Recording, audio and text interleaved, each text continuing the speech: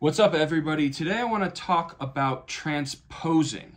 For bluegrass, really, but this works for every genre and is going to help you become a better musician in general. My name is Alex Graff. I'm a bluegrass musician and teacher, come from a jazz background, and I kind of bring that to the bluegrass education world.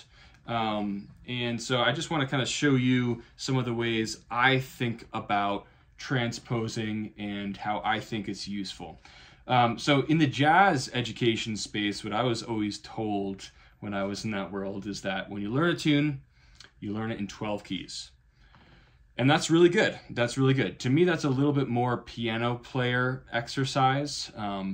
For guitar players, I think learning in 12 keys is a great ideal, a great standard. But the truth of the matter is that they're different instruments, and there's symmetries, there's geometry, there's shapes that make a lot of sense on the guitar that piano players, it doesn't really match up in the same way. Sure, is it the same sound if you close your eyes?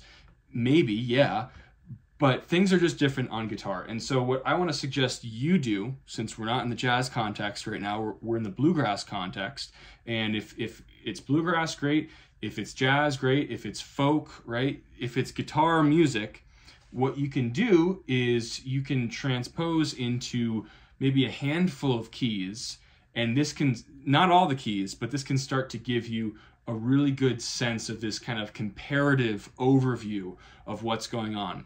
So one benefit of playing guitar as opposed to piano, although I would love to play piano, if there was one instrument I had mastery over, and I could have it instantly, I would choose piano for sure.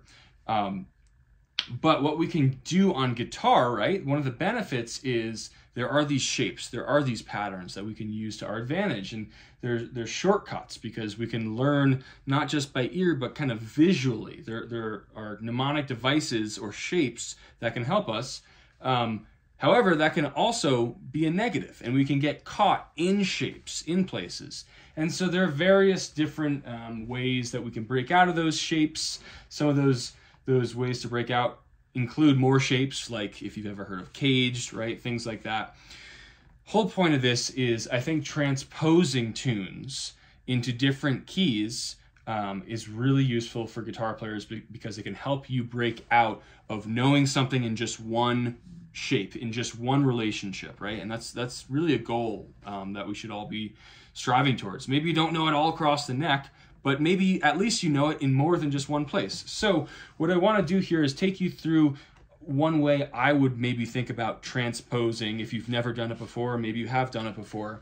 A prerequisite to really getting the most out of this lesson, I mean, there are a bunch of prerequisites, but really the biggest one is having an idea about what people call the Nashville number system. I've done videos on this on Alex's Acoustic Club, my kind of members only exclusive space. If you want to dive deeper on the Nashville number system, you can do it with me on the Acoustic Club. There's a link below to get more info on that. There are plenty of YouTube videos, right? And the Nashville number system isn't necessarily unique to Nashville. It comes from, maybe that nomenclature comes from session musicians using lead sheets and charts and playing through a lot of songs really quick and needing a shorthand. But the idea of the Nashville number system is that you're assigning numbers to chords, diatonic chords, and that can be a shorthand to really get quick at learning tunes quickly without naming letter names of chords, right? So it's a shorthand that gets past letter names. And so that's a prerequisite because we're going to be talking about numbers from here on. So what I want to do, I'm going to move the camera here. You'll see my awesome holder here. What I've done for you is I've saved you some time. I've numbered out Whiskey Before Breakfast, a classic fiddle tune. And I've written it out in numbers. And so the whole rest of this lesson, we're going to be talking about numbers. And so the key to this, the trick to this, is going to be learning to associate these numbers to chord shapes. And so a lot of this is about ear training and about feel, right? And so we're using a little bit of theory to go really far with our ear training and with the feel of it. And so I'm going to give you a good look at my hand here. So this Whiskey Before Breakfast is now out of a context of a key. These are just numbers to represent the chord changes. And so the first thing that I would do is obviously write this out, and I would want to start to sing this stuff. Sing it away from the instrument or with the instrument. So let's just take this out of a C shape, right? Typically this is played in D, but we're just going to ignore what it's typically played in and just say, okay, we want to transpose this into C, right? And so I've done some of the work for you already. This is a good exercise. But what I would want to do here is I would probably want to sing through this with just root notes, right? So I'll do that for you. So 1, get oriented, 1. Okay, so I want to kind of sing through this and play through it. But what I want to do here is I want to figure out these chord changes. So if we're out of a C shape, a 1 chord is C. But what about a 4 chord? When we get to this 4 chord right here, where is that, right? Okay, so in the key of C, out of a C shape, the F is the 4. Okay, so I can rely on that. This relationship is 1 to 4 to 1 out of C. Okay, what about a 5 chord? That's a G, right? 1, 2, 3, 4, 5. Okay, so if I see 1 to 5 to 1, it's there. And we're starting to turn this into muscle memory. Okay, what are the other, let's map out some other weird things. Okay, this 2 chord. What's a 2? The key of C to 2 is a D, and that's a minor chord. So that's going to look like 1 to 2. Okay, here's 1 to 2. Great, mapping that out. Okay, a 2 to a 5. Okay, a 5 in the key of C is that G shape. So 2, 5, and then to 1. Okay, so I think I've mapped out most of these relationships. So what I would want to do is start to link some of this muscle memory to the ear.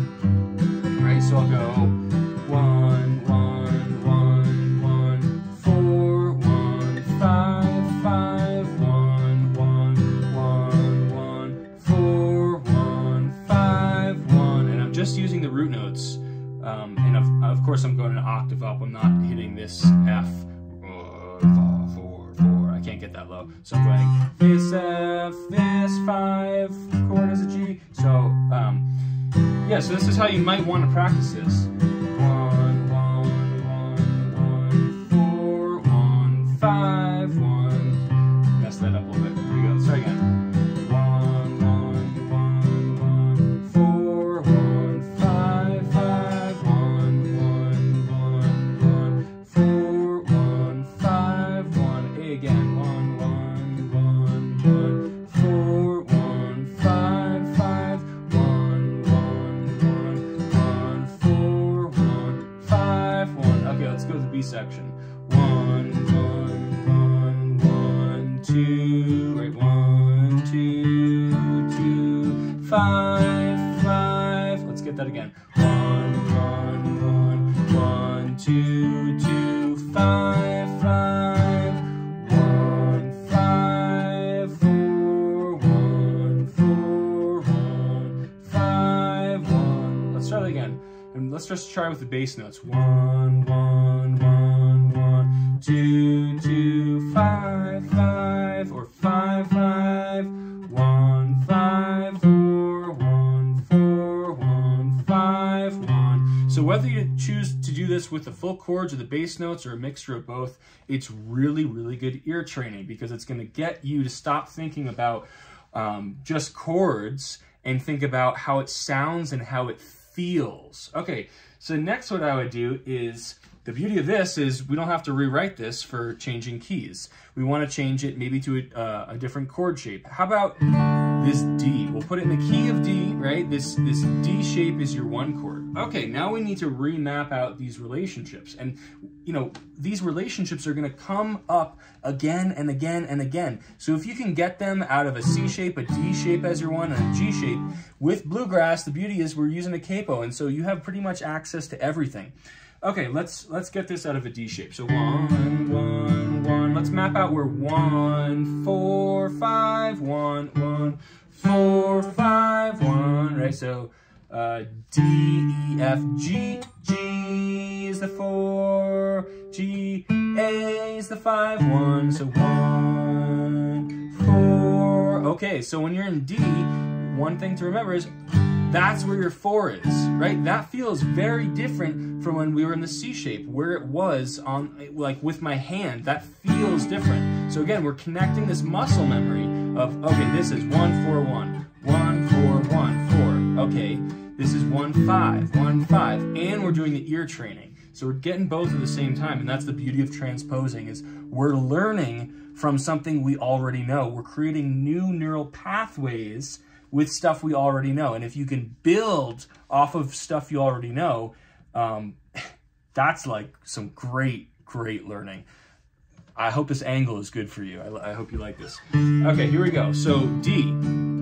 Let's try to map this out all the way through the A section. D, so 1, 2, 3, 4, 1, 1, 1, 1, 4, 1, 5, 5, 1, 1, 1, 1, 4, 1, 5, 1. Notice I'm not using any note names, no letter names of these notes. 1, 1, 1, 1, 4, 1, 5, 5, 1, 1, 1, 1, 4, 1, 5, 1. Okay, let's do some mapping before we play this. All right, we need to find that minor 2 and then how that works with that 5. And then these chords come fast, so let's get through it slowly. So 1, 1, 1, D is the 1, and then, okay, here we go. There's that E. E is a 2. So the relationship out of this D shape is, you know, if this D shape is the 1, that's your 2 chord. That E minor is a 2. And that's never going to change in this relationship, right? You could capo all the way up here, right? Say we're playing out of this, right? How often do you capo up at 5? That's probably the limit of what you capo at as a bluegrass player. But say we're doing it, right? Okay, this is your 1 chord, this D shape.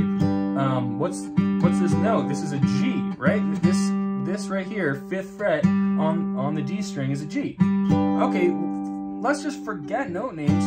Here's your 1 chord, that's a minor 2. That relationship never changes no matter where the capo is if your 1 chord is a D shape. Hope you guys are following along here. So anyway, let's get that B section. 1, 2, so that's the relationship. 1, 2, 1, 2. Okay, but how about 2 to 5? What's the 5 chord? Oh yeah, okay, so D, 5 chord is A. So 1, 2, 5, 2, 5. So 1, 2, 5. Sorry, 1, 2, 5. 1, 2, 5. Okay, let's play through this. 1, B section. 1, 1, 1, 2, 2, 5, 5. 1, 5, 4, 1, 4, 1, 5, 1. Can't tell you how important that is right there. This last line, this trips people up a lot, right? Because the harmony is kind of close. Like, oh, am I going to the 5? They're coming at you really fast. So getting this in your ears, singing along nice and slow while you play is so useful. 1, 5. Oh, no, that's not a 5 chord, right? There we go. Fix it.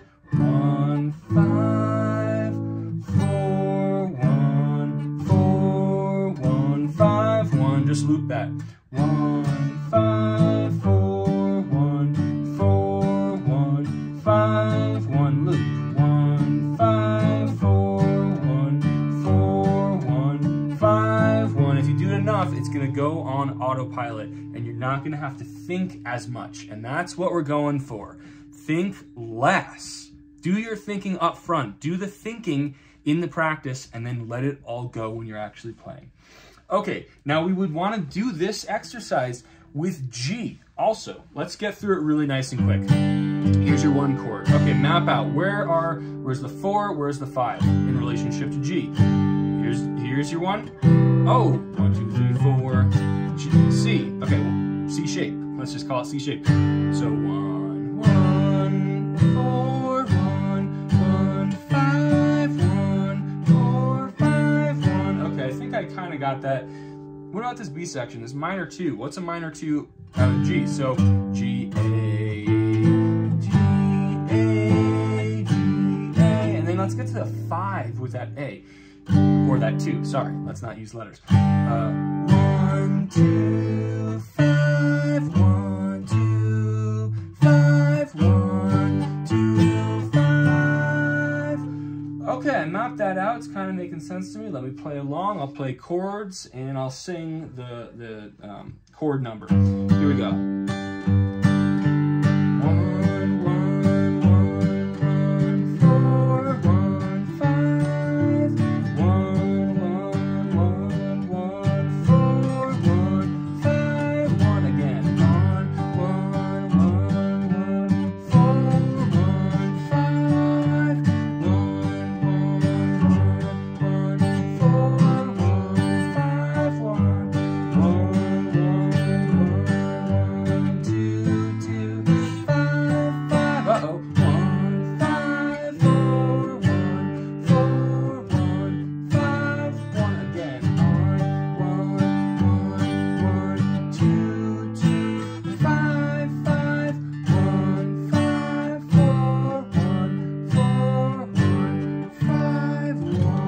So what this is going to do is this is going to help your ear, this is going to help your mind, this is going to help your hand, this is going to help you in the real world situation. Maybe I should move this a little bit so I don't have to lean like I'm crazy.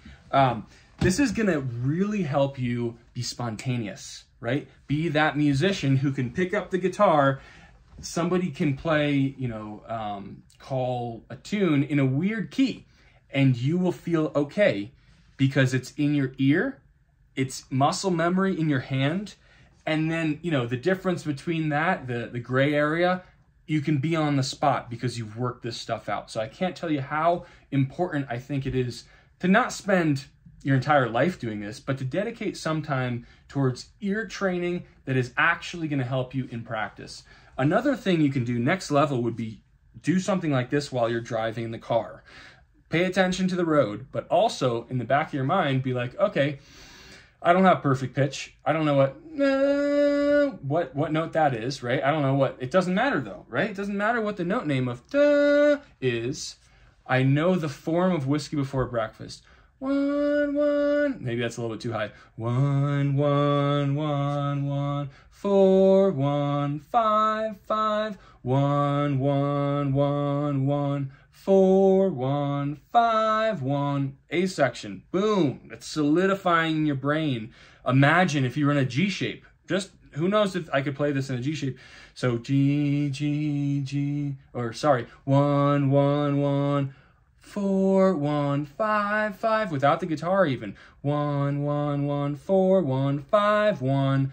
Okay, how would that sound? What if I keep that same note, but I imagine that is a D shape? Okay, 1, 1, 1, 1, 4, 1, 5, 5. Whoa, that's different. That is when it starts to come together. What if I keep that note and that's a C shape now? 1, 1, 1, 1, 4, 1, 5. This is when those neural networks start to connect in a really cool way. Did I use the word neural network in the right way? Comment if I'm totally off. I'm not a psychologist. Psychologist? Is that even psychology? I'm not a cognitive scientist. Last thing I want to show you on the same kind of track. The next level. So this is going to help you play chords, right? And with the ear training. This is going to help you, especially with your rhythm playing. But ideally, this starts to help your lead playing as well, right? The next level to help, to use this and have it help your lead playing is, okay, let's say your one chord is a D. We're playing this at a D, right? That's great. So you can play D right here, but also you can play D right here, right? If we were at capo 2, and we're playing this out of a C shape, that would be, the note name would be D, right? Your one chord would be this C shape. So this is starting to get into a little bit of caged system stuff, right? So mapping out some triads.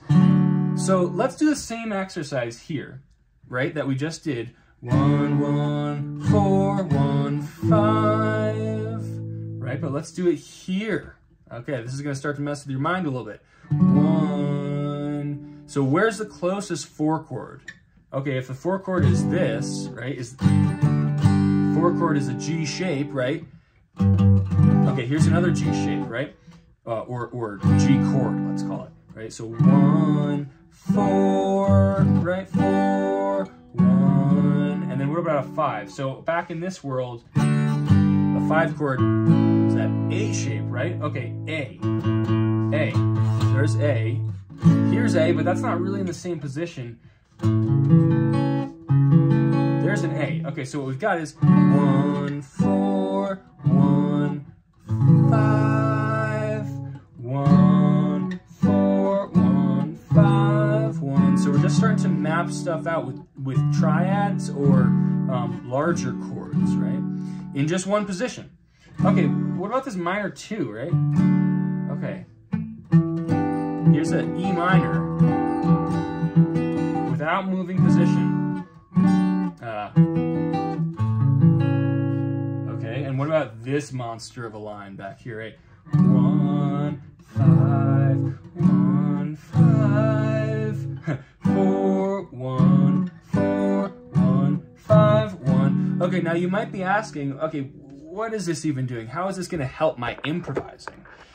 So my whole thrust is that when you're playing out of just first position, mapping out these triads is one way you can think about improvising and outlining the chords of this song so that the listener knows that you in fact are playing Whiskey Before Breakfast and you're not just jamming out of one key and there's not really any chord tone information that will link it to this song. So that's a next level thing, right? Just start taking this stuff. You can do it out of time, right? 1, 1, 1, 4, 1, 5. Where else can we do that? Okay, what if we start here? 1, 1, 1, 4, 4, 1, 5. Right? You can keep on going up the neck and start to map this out everywhere. Right, so mapping out relationships. That's what transposing to me really is. It's mapping out the relationships. We are in a unique position as guitar players. A lot of this stuff just isn't going to translate to other instruments, right? Do you have to do this on piano?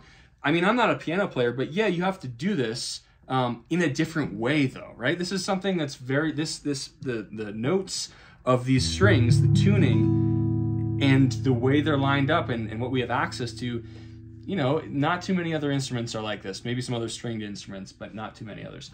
I hope this was helpful to you. I would recommend transposing like this, using the Nashville number system, step 1, map it all out for yourself, start to dissociate the note name, right, if it's in the key of D or E or A or whatever, and start to use the numeric names of the chords. Map them out in the key of G, right? Or your one chord is a G shape, your one chord is a C shape, and your one chord is a D shape. Map out those relationships and pay really close attention to things like, okay, in the key of G, 1 to 4 sounds like that, right? But it feels like this. That feels a certain way, right? That feels like something. And if you're a guitar player, you'll know what I mean, right? That relationship 1 to 4 feels different than this one where you're starting the key of D. That feels so different. Oh, that, you know, the difference of that to it feels different. Start mapping those things out and then get out of cowboy chord, open position chords and start to do this out of different chord shapes. Also, the ear training, again, I'll reiterate it because I think it's important. The ear training is huge. You don't have to do this stuff with a guitar in hand. And really in bluegrass, all you have to memorize is what is the relationship between 1, 4, and 5. And you'll get through 70 to 75% of bluegrass songs. You can recreate them in your head with just those tones. Forget about note name, right? It doesn't matter. It's a 1, it's a 4, it's a 5. I hope this was helpful. Comment below with your thoughts, your questions. And if you want to go deeper on this stuff with me, something I do every single day of my life at Alex's Acoustic Club. It's a community of like-minded folks. I think we have about 175 guitar players, flat pickers, jazz guitar players, folks that didn't come from bluegrass that are really interested and hooked. We're all helping each other. I'm guiding the community, and it's great. It's awesome. There's course material. There's step-by-step instruction on rhythm, fiddle tunes, improvising, and technique, which is huge in bluegrass. If you want to join that, check this link below. I don't think you're going to regret it. It's really fun, honestly. And I'll catch you next time.